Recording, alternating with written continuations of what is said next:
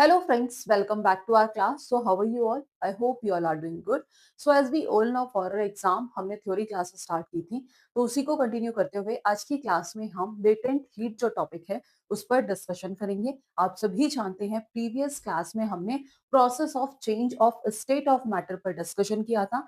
I hope आपने वो class देख ली होगी, अगर नहीं देखी है तो आप जाकर देख सकते हैं, जिसका लिंक आपको डिस्क्रिप्शन बॉक्स में मिल जाएगा। उसी को कंटिन्यू करते हुए आज की क्लास में हम सबसे पहले डिस्कस करेंगे लेटेंट हीट क्या होती है, after that latent heat of fusion, ठीक है, और वेपोराइजेशन, इन सब पर हम डिस्कशन करने वाले हैं और इस टॉपिक को इसी क्लास में खत्म करेंगे। ठीक है, अब बात करते हैं, टॉपिक है आपका लेटेंट हीट। तो लेटेंट हीट होती क्या है?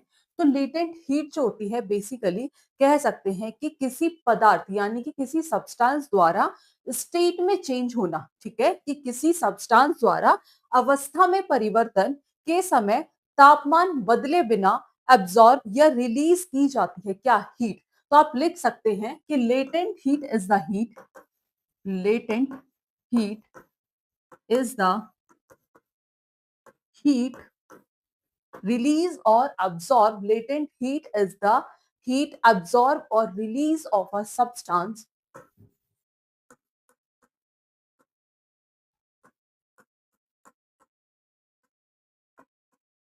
release of a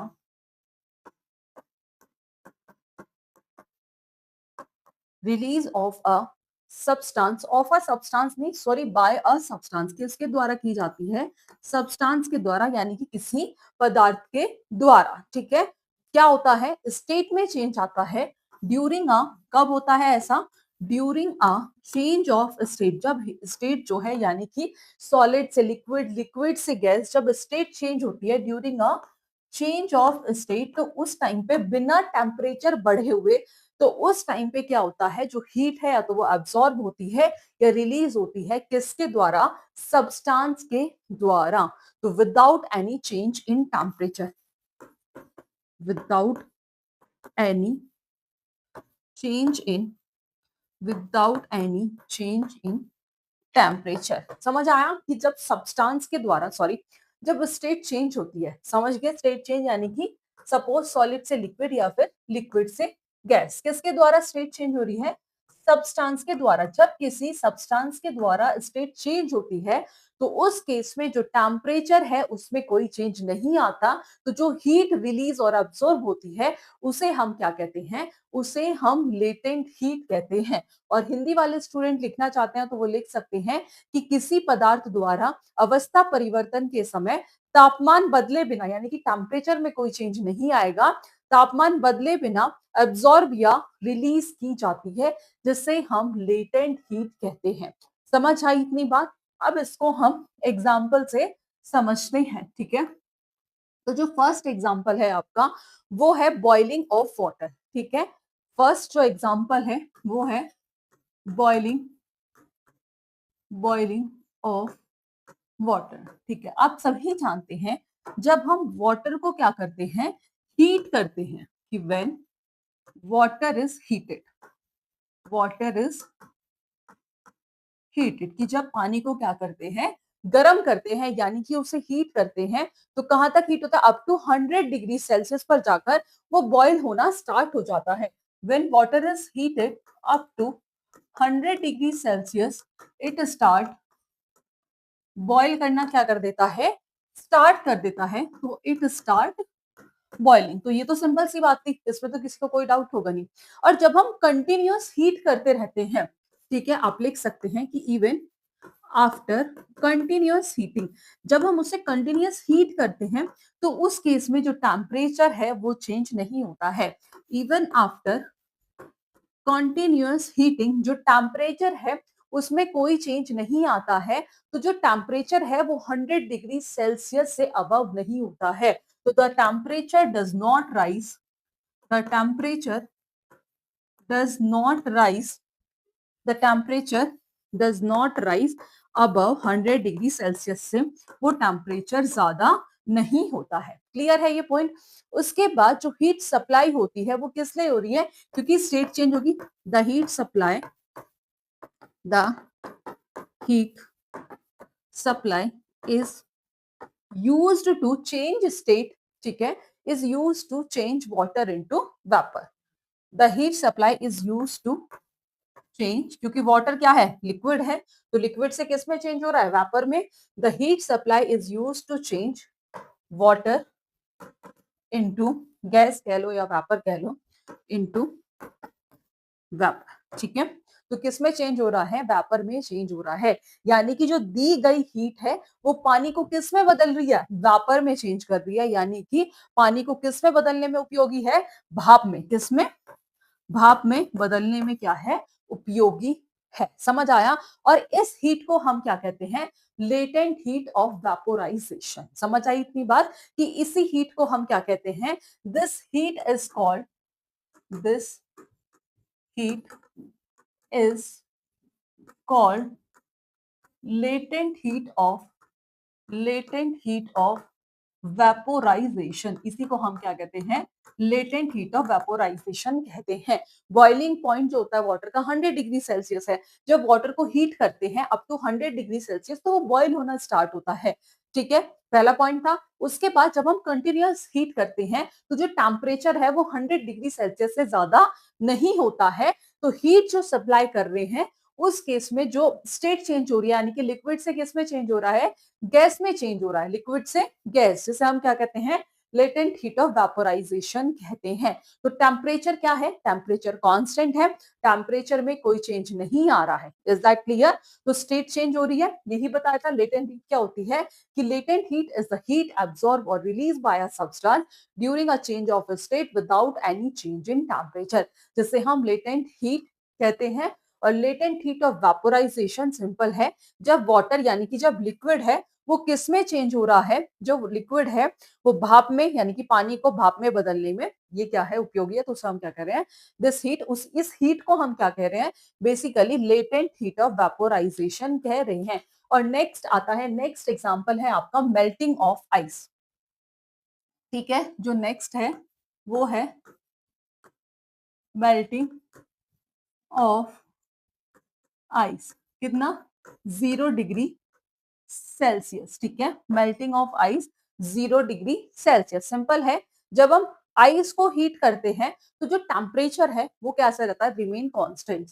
ठीक है, तो जब हम आइस को हीट कर रहे हैं, यानी कि when ice is heated, when ice, क्योंकि मेल्टिंग ऑफ आइस है, तो व्हेन आइस इज हीटेड तो जो टेम्परेचर है वो क्या रहता है, constant. So its temperature remain constant at 0 degree Celsius. कि temperature its temperature remain, remain क्या रहता है, temperature remain constant at 0 degree Celsius पर क्या रहता है, कांस्टेंट है, अंटिल ऑल आइस मेल्ट। कब तक, जब तक सारी आइस जो है, until all ice melt. Clear है फर्स्ट पॉइंट, इसमें तो किसी को कोई डाउट नहीं होगा। तो जो हीट सप्लाई कर रहे हैं उस केस में जो आइस है, the heat supply is used to change, मैं डायरेक्ट लिख देती हूँ। तो जो आइस है वो किस में चेंज हो रहा है, वाटर में। यानी कि ये स्टेट किस में चेंज हो रही है, सॉलिड से लिक्विड में। और जब सॉलिड से लिक्विड, तो इसे हम क्या कहते हैं, इसे हम कहते हैं latent heat of fusion. This heat is called, this heat is called latent heat of, क्या कहते हैं, लेटेंट हीट ऑफ फ्यूजन। ठीक है जी, क्या कहते हैं उसे हम, लेटेंट हीट ऑफ फ्यूजन कहते हैं। अब क्वेश्चन ये आ रहा है, टेम्परेचर क्यों नहीं बढ़ रहा। अभी हमने यही बात की, जो टेम्परेचर है वो इंक्रीज नहीं हो रहा है, क्यों, वाई। सो क्वेश्चन है कि why temperature, temperature does not increase, temperature क्यों इंक्रीज नहीं होता है। ठीक है, अभी तक हमने क्या देखा था कि जो टेम्परेचर है वो जो है क्या होता है, कांस्टेंट है, इंक्रीज नहीं होता है। तो अब हम देखेंगे जो टेम्परेचर है वो इंक्रीज क्यों नहीं होता है। तो आप सभी जानते हैं कि जो पार्टिकल्स होते हैं सॉलिड और लिक्विड के, वो किससे हेल्ड होते हैं, वो होते हैं स्ट्रॉन्ग इंटरमोलिक्यूलर फोर्स से। तो आप लिख सकते हैं कि particles of solid, solid and liquid, particles of solid and liquid are held together by or held together by किससे जुड़े हुए होते हैं are held together by strong strong intermolecular strong intermolecular forces. ठीक है, किससे जुड़े होते हैं? स्ट्रॉन्ग इंटरमोलिक्यूलर फोर्सेस से जुड़े हुए होते हैं। और लेटेंट हीट जो यूज होती है वो उस फोर्स से ओवरकम करने के लिए यूज होती है। So latent heat is used to overcome these forces. ठीक है जी, इसमें जो है काइनेटिक एनर्जी जो है वो इंक्रीज नहीं होती है। Not to increase kinetic energy. ठीक है, not to increase kinetic energy. Clear है इतनी बात? आफ्टर दैट तो काइनेटिक एनर्जी जो है बढ़ती नहीं है और टेम्परेचर जो रहता है कांस्टेंट रहता है। तो scenes kinetic energy does not increase, scenes kinetic energy does not increase, kinetic energy जो है वो इंक्रीज नहीं होती है। सो टेम्परेचर जो है वो क्या रहता है? Constant. Temperature remain constant. Clear है इतनी बात? Temperature remain constant. ठीक है, तो अब हम एक एक करके देख लेते हैं। सबसे पहले हम देखेंगे लेटेंट हीट ऑफ फ्यूजन। हमने डिस्कस वैसे कर लिया है, बस एक बार डेफिनेशन आप लोग नोट डाउन कर लीजिएगा। लेटेंट हीट ऑफ फ्यूजन, फिर उसके बाद देखेंगे लेटेंट हीट ऑफ वेपोराइजेशन और दोनों में डिफरेंस। कर्व जो है इसका वो हम नेक्स्ट क्लास में डिस्कशन करेंगे। सबसे पहले हम जो डिस्कस करेंगे वो है आपका लेटेंट हीट ऑफ फ्यूजन। तो लेटेंट हीट ऑफ फ्यूजन क्या होता है कि जब सॉलिड जो है किस में चेंज होता है? लिक्विड में। सिंपल है, इसमें जो सॉलिड है वो किस में चेंज होता है? ये हमने देखा था लिक्विड में चेंज होता है। ठीक है, यानी कि जो आइस है वो किस में मेल्ट होती है, किस में चेंज होती है? वो वाटर में, यानी कि लिक्विड में जो है वो बदल जाती है। तो जो हीट रिक्वायर होती है स्टेट को चेंज करने के लिए बिना टेम्परेचर को बढ़ाए, उसे हम क्या कहते हैं? लेटेंट हीट ऑफ फ्यूजन कहते हैं। क्या कहते हैं? लेटेंट हीट ऑफ फ्यूजन कहते हैं। क्या कहते हैं? लेटेंट हीट ऑफ फ्यूजन कहते हैं।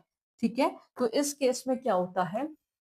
Temperature does not increase, temperature जो है वो इंक्रीज नहीं होता है ड्यूरिंग अ स्टेट चेंज। ठीक है, तो जो हीट रिक्वायर होती है जब स्टेट चेंज हो रही होती है तो उसे हम क्या कहते हैं? लेटेंट हीट ऑफ फ्यूजन कहते हैं। तो तुम इसमें लिख सकते हो कि when a solid change into liquid, जब सॉलिड जो है व्हेन अ सॉलिड, जब सॉलिड जो है किस में चेंज होता है? Change into liquid. तो यानी कि यहाँ क्या स्टेट हो रही है? स्टेट जो है चेंज हो रही है सॉलिड से किस में? लिक्विड में। ठीक है, तो उस केस में जो हीट रिक्वायर होती है to change the state, the heat require, जो हीट की जरूरत होती है, the heat require to change the state, to change the state बिना टेम्परेचर को बढ़ाए। ठीक है जी, to change the state without any rise in temperature, without any rise in temperature, तो उसे हम क्या कहते हैं? सिंपल है, this is called latent heat of fusion. क्या कहते हैं? लेटेंट हीट ऑफ फ्यूजन कहते हैं। क्लियर है इतनी बात? क्या कहते हैं? लेटेंट हीट ऑफ फ्यूजन कहते हैं। ठीक है, सिंपल है। ठीक है, दिस क्या कहते हैं? लेटेंट हीट ऑफ फ्यूजन कहते हैं। सिंपल है, स्टेट चेंज हो रही है सॉलिड से लिक्विड में बिना टेम्परेचर बढ़ाए। ठीक है, सॉलिड से लिक्विड में जाना ये कैसा प्रोसेस है? ये पूछ लिया जा सकता है कि सॉलिड से लिक्विड में चेंज होना क्या ये एक्सोथर्मिक है या एंडोथर्मिक है? तो ये पूछा जाएगा, ध्यान रखना। ये कैसा है? ये एक एंडोथर्मिक प्रोसेस है, यानी कि इसमें हीट जो है वो क्या होगी? अब्सॉर्ब हो रही है, रिलीज नहीं हो रही है, तो एंडोथर्मिक प्रोसेस है। आप सभी जानते हैं हीट की यूनिट क्या होती है? जूल। ठीक है, कहीं नोट करके लिख लीजिएगा। Unit of heat is, unit of heat is, heat की यूनिट क्या होती है? हीट की यूनिट होती है जूल। क्लियर है इतनी बात? और latent heat of fusion of ice value आप लिख लीजिएगा अपने आप, ये आपका होमवर्क है कि latent heat of fusion of ice, इसकी वैल्यू आप लिखेंगे खुद से, इंपॉर्टेंट है, लिख लीजिएगा। आफ्टर दैट नेक्स्ट आता है आपका, ये हो गया latent heat of fusion. Next जो है latent heat of vaporisation. Latent heat of vaporisation. अब इसमें क्या होता है, लेटेंट हीट ऑफ वेपोराइजेशन में, इसमें अभी उसमें चेंज हो रहा था सॉलिड से लिक्विड, इसमें क्या चेंज होता है, इसमें चेंज होता है लिक्विड टू गैस। किसमें होता है, इसमें चेंज होता है लिक्विड से गैस में चेंज होता है। ठीक है, तो आप लिख सकते हैं कि व्हेन, ठीक है, क्या लिखोगे कि when a liquid, when a liquid change into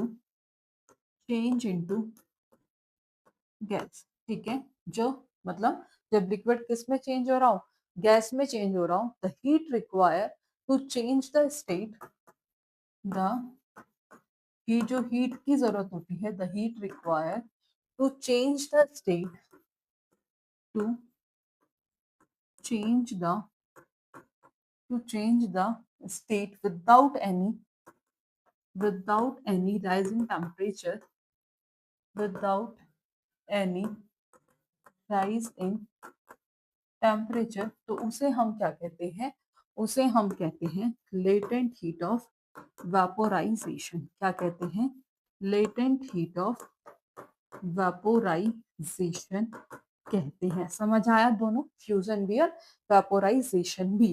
तो सिंपल है, यानी कि इसमें वाटर से किस में चेंज हो रहा है, स्टीम में। ठीक है, वाटर से किस में चेंज हो रहा है, स्टीम में चेंज हो रहा है। लिक्विड से गैस, ये भी कैसा है, एक एंडोथर्मिक प्रोसेस है।